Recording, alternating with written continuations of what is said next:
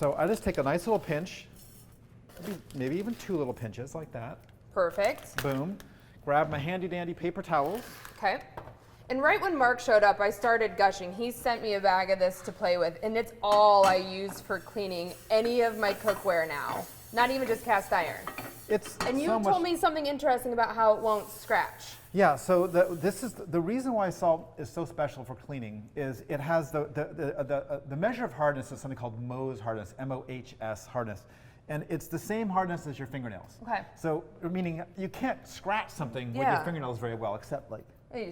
So this, an itch. Yeah, this will not have any abrasion on your skillet. And actually, it's just soft enough that those oils that cook, they're breaking down and they're polymerizing. They're turning into a hard sheen, which is why you get such a smooth, silky, stick-free surface on a good cast iron skillet. So it's actually helping that. It helps, it actually develops, builds, and preserves it. And then, of course, since there's no chemicals, no nothing in it, it doesn't actually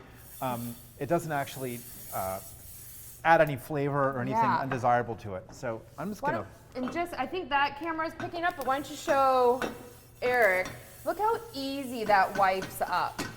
I'm not kidding you. Done. This is all I use anymore. That's clean. Boom, boom, boom.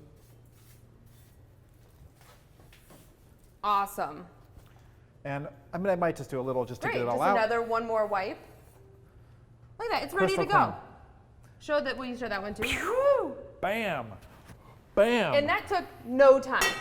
No, it's the fastest and gentlest, and long term, you're basically building equity with your pan. You're giving it a little bit of love every time you use it. You're building a slightly better, slightly longer term surface. So this is like grandkids kind of, like they will inherit these pans and say like, boy, heritage. Mommy and Daddy love their pans.